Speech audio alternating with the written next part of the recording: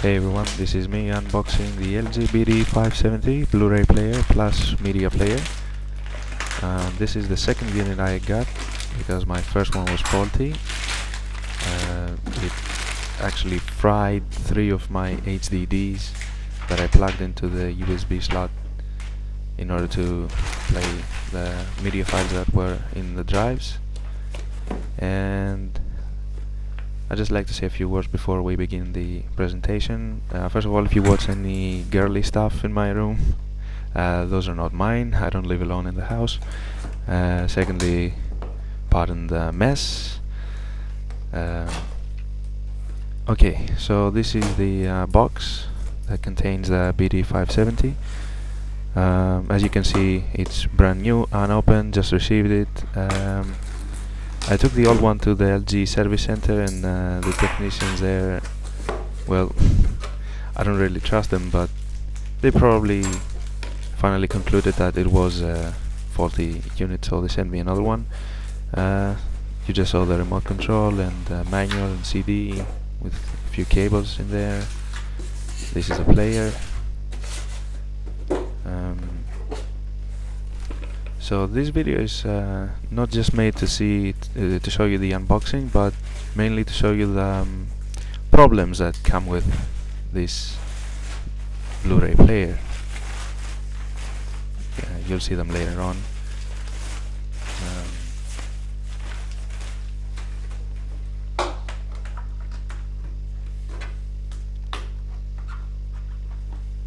This is how they demonstrate the players in stores.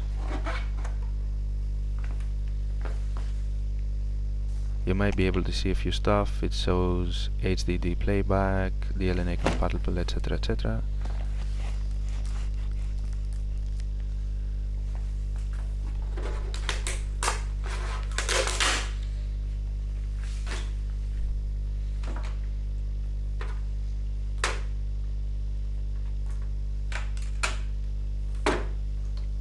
Okay, a few words about the previous unit I had in my possession. The first time I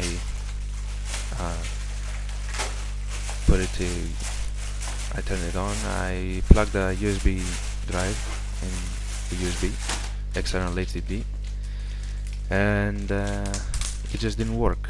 So I took the drive back to my computer and it was unrecognizable.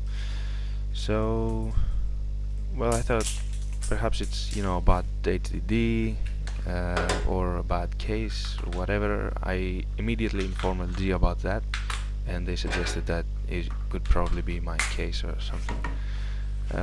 So I didn't pay much attention. Then I upgraded the firmware of my BD570. I originally had no idea what firmware came with the unit the moment I bought it.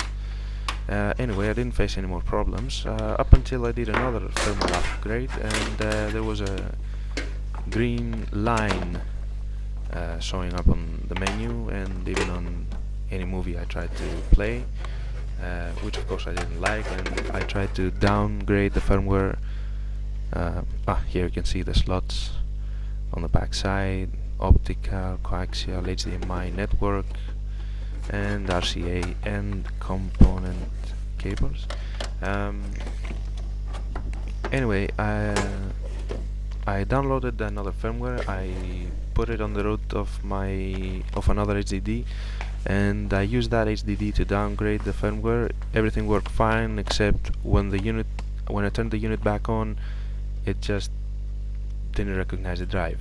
So I downloaded a different version of the firmware, everything off the LG official website, and I put it on a different hard drive, and again, as soon as I plugged it in the USB, it wasn't recognized, and that drive was dead as well.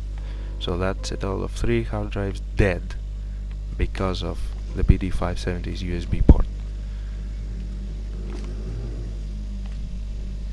I tried to take every precaution I knew. I mean, I never plugged the drives in or out while the unit was powered on. Okay, here's the first fault I came across even with the other unit I had. my television is not 1080p, it's actually 768, it's HD ready, and I don't know if that has anything to do with it. It probably shouldn't have, but as you can see, there's a terrible flickering. That's not because of my video camera, that's the BD570, real flickering. And well, as you can see, I'm trying to change a few settings here, but nothing seems to be able to fix this flickering issue. At some point I'll change the HDMI color thing and it will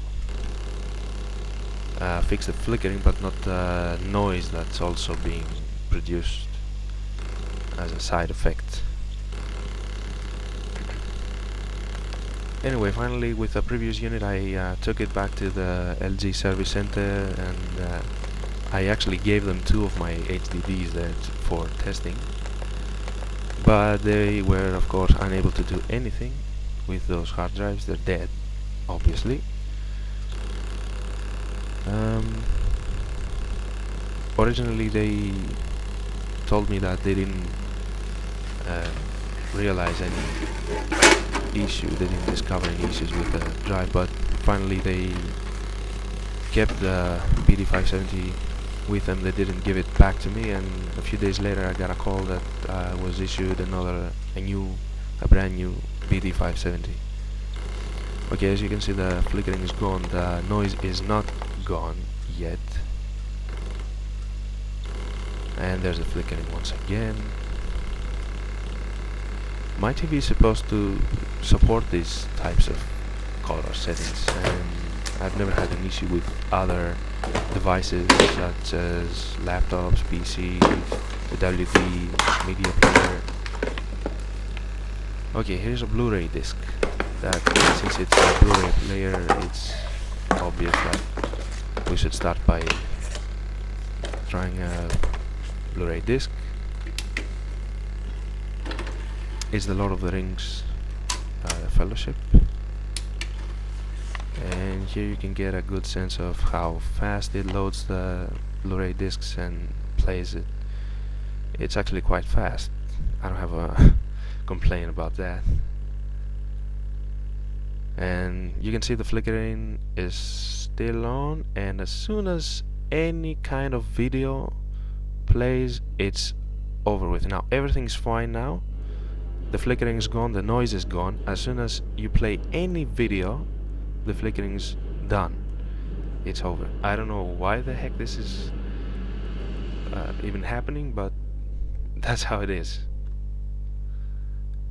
Okay, just try the scene there. Loads off the disc pretty fast.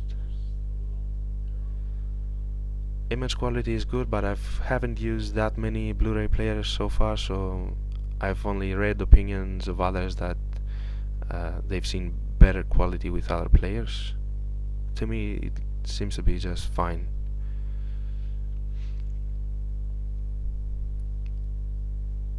Skip to different next chapter. Quite fast. So far, not any big or real problems except for that flickering, but there is an easy workaround to that. Just play any video and it's over.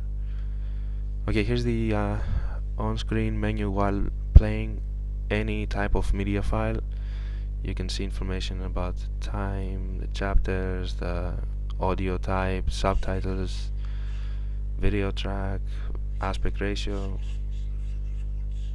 etc, etc. You can even fill in your own desired time and go to the part of the movie. Okay, go back to the main menu, turn the unit off,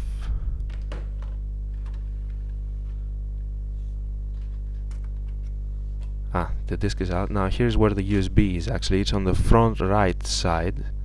Not very convenient, because you have, first of all, you have to see this, you have to open the cover, the front cover, to access the USB. Plus it's not that good, you know, aesthetically.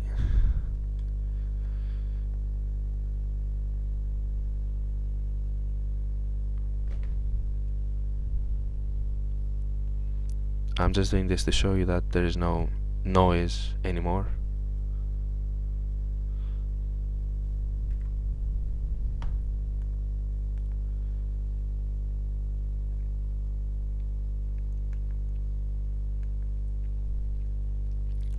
I'll just leave the HDMI as PCM, so it'll downmix the audio when I connect it to my television, but I'll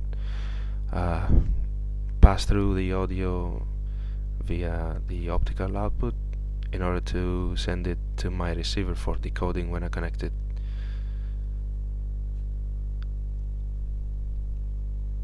Of course, if you have a receiver with HDMI input, you can also pass through the audio through the HDMI and get 7.1 multi-channel audio if available. Okay, I'm now moving the BD570 next to my 1080p projector.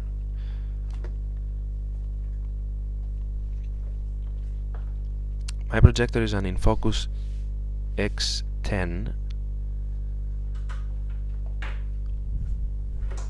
not the top of the line, but it's actually a very, very, very decent and good home cinema projector.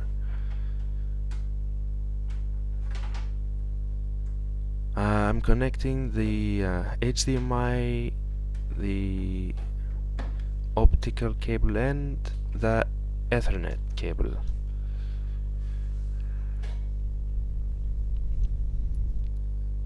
The BD570 will now have access to the internet and to the local network, so we can see a few stuff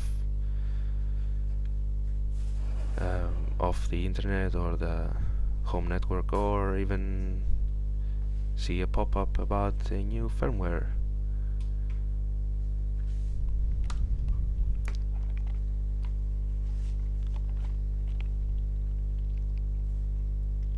Again, if you're able to see a few girly stuff, I'm not living alone, so don't take it the wrong way.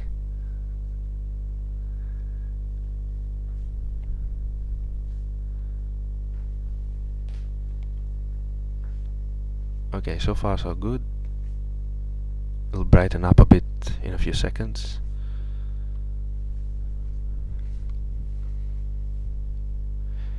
Even though it has access to the internet, we still didn't see a notification about a new firmware available.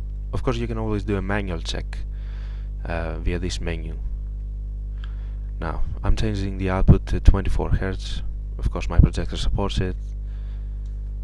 As you can see,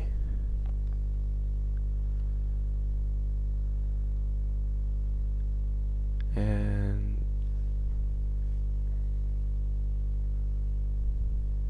just checking the input, and this is the first time I've ever seen this in my life. It actually reads 1921 by 1080. I've never seen this before in my life, and I didn't see it ever since, as you'll see later on. Okay, just going through the menu a bit, setting up the connection. That's why we didn't get the notification about any new firmware.